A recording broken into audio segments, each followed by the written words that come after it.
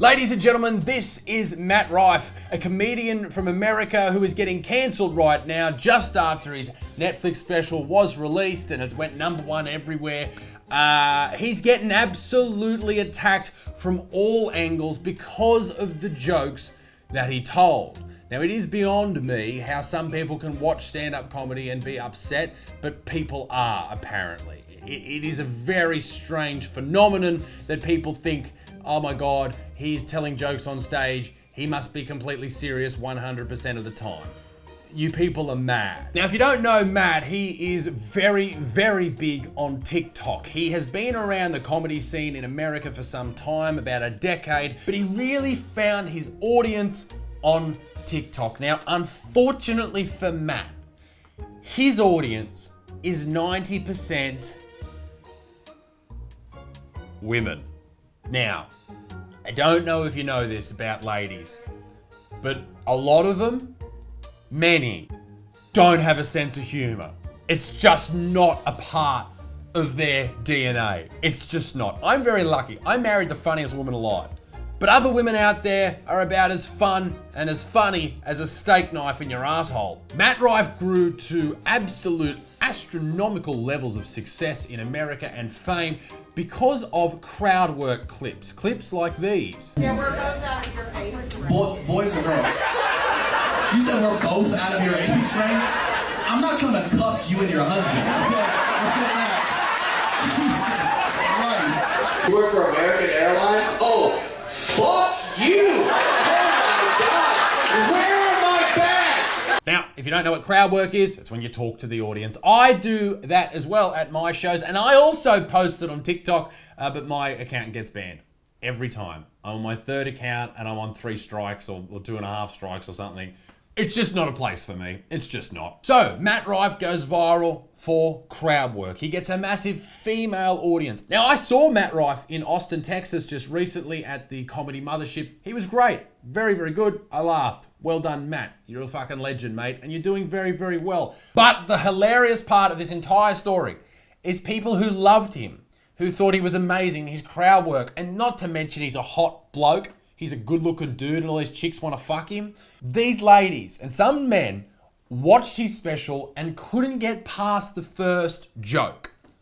Let's have a look. I'm sorry, did you see Matt Rife's Instagram story? No, I can't show you this yet. Let me just leave this TikTok for a moment because it's hilarious. Just give me a second. I've only been to Baltimore one time. I ate lunch there, and the hostess who seats you at the restaurant had a black eye. A full black eye. And it wasn't like, what happened? Yeah, it was pretty obvious what happened.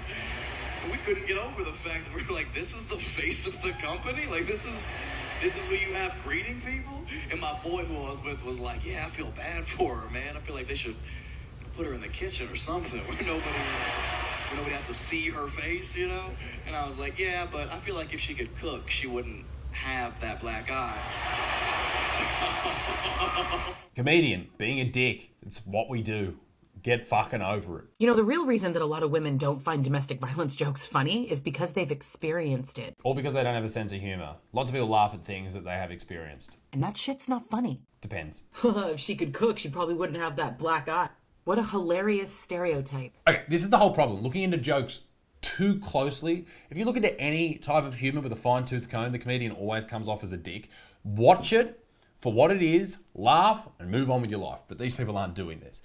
Yeah, stereotypes often are accurate. And it's okay to laugh at fucked up things. We're not laughing at the survivor of the domestic violence. We're laughing at how fucked up the joke is. Women experience domestic violence because abusive men seek power and control. What's your point?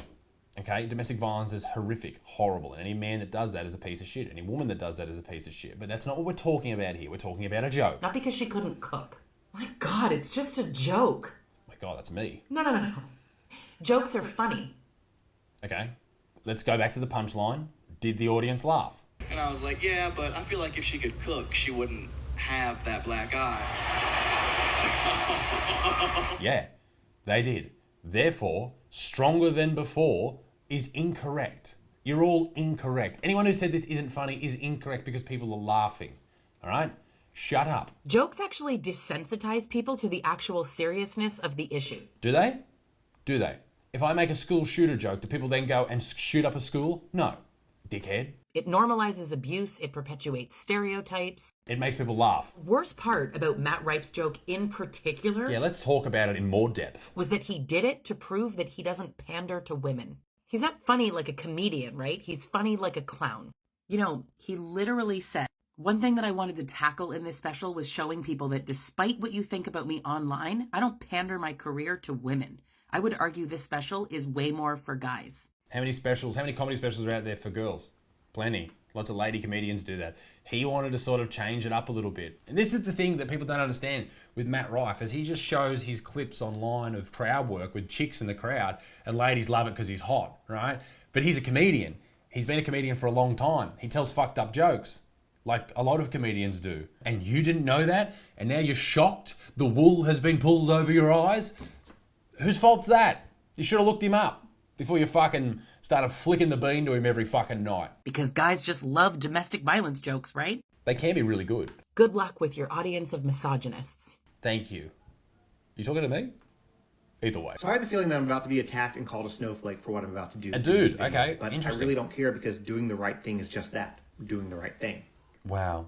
We're so impressed with you, bro. This is an account that I follow, and I'm sure a lot of y'all follow him too. Okay. Get to the point. Let's see his reaction to the joke. I'm all for a good joke, No, but you're not. domestic violence affects 1 in 4 women No, and you're 1 not. in 9 men. And maybe the joke, which was really bad, wouldn't be as bad if he hadn't done this next. He said, quote, "One thing that I wanted to tackle in this special was showing people that despite what you think about me online, I don't pander my career to women. I would argue that this special is way more for guys." Which means not that dudes are into domestic violence, just that dudes are into fucked up humor. That's all that means. And if you look into it any further than that, that's on you. Well, I guess that makes sense because guys are way more likely to commit domestic violence and find it funny. I mean, yeah, we are. For both of those. But one doesn't mean the other. What Matt Rife seems to forget is that women discovered him on TikTok. Women are the reason why he has the following that he has. So we should curtail his entire stand-up to just make them happy? Who does that? I don't do that. I don't change my stand-up because of the audience. Anyone who does that is a pussy, all right? And Matt doesn't seem to be a pussy. He just tells jokes that he thinks are funny. And it turns out the audience does too. And women are the reason that I have the following that I have. Ooh, okay.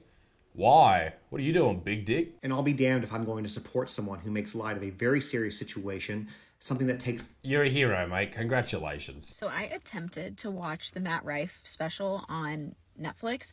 I made it maybe 15 minutes in and just had to call it quits. I'd like to know how many other comedy specials this lady's watched and how long she lasted throughout them. Like, have you ever watched, like, Patrice O'Neill? What about Eddie Murphy's Raw?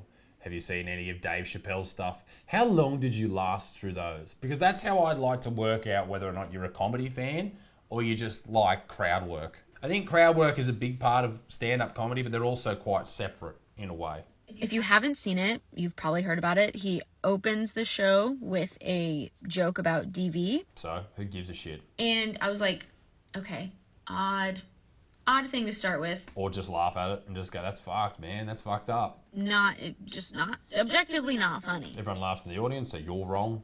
Like, it's one of those things that I'm like, I get dark humor. No, you don't. Like, I like that kind of stuff. No, you don't. And it was just objectively not funny. Doesn't matter if you didn't find it funny.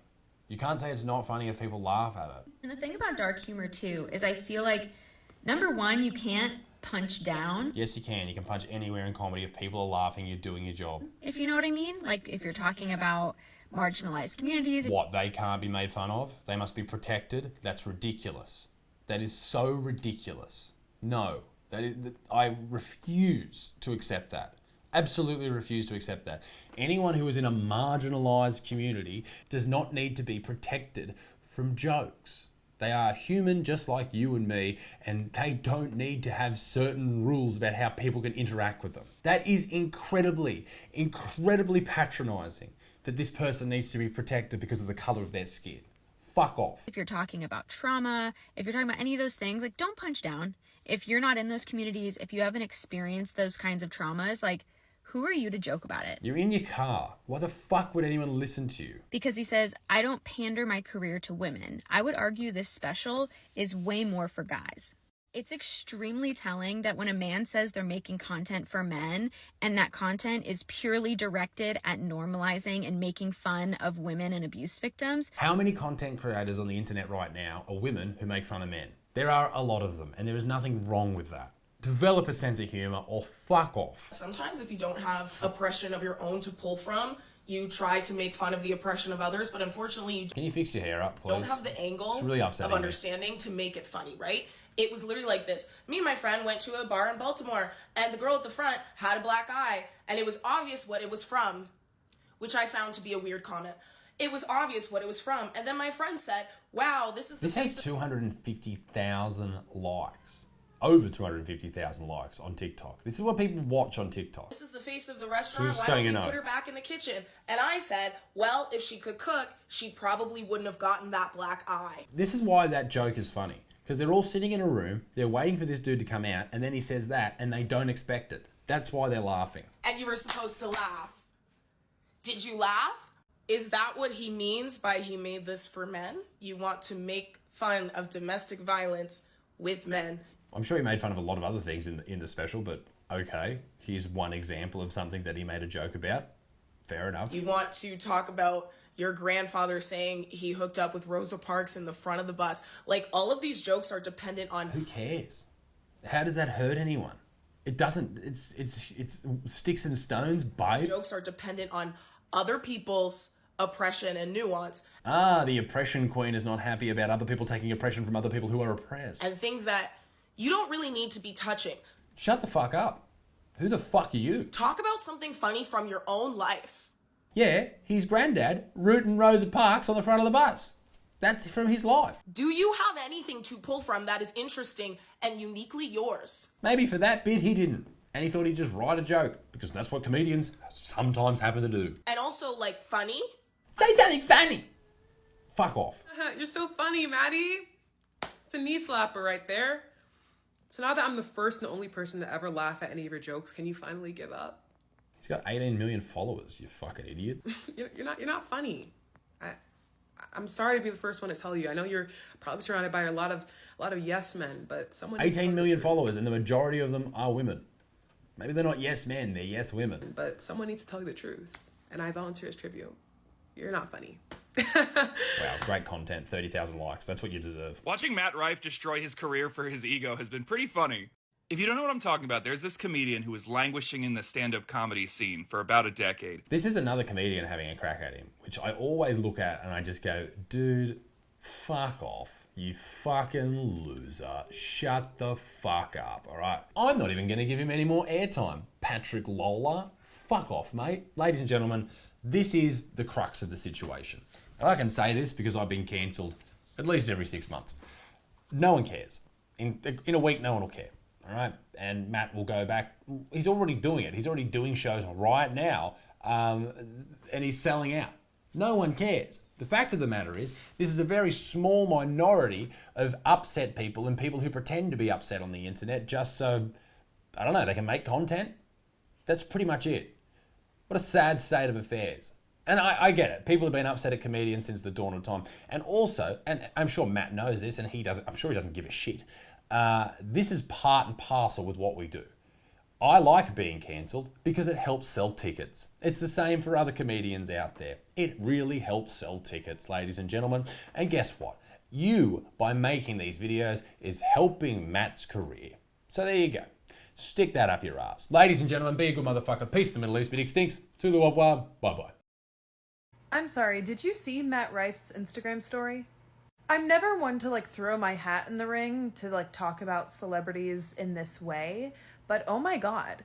I know there's a lot of buzz around his Netflix special. I haven't watched it yet. I was going to.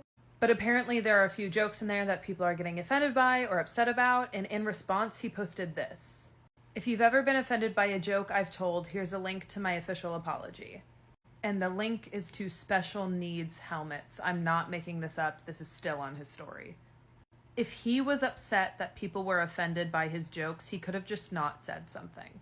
I feel like celebrities and comedians always make it worse when they try to double down or make a joke about people's offense. And the special needs thing, come on.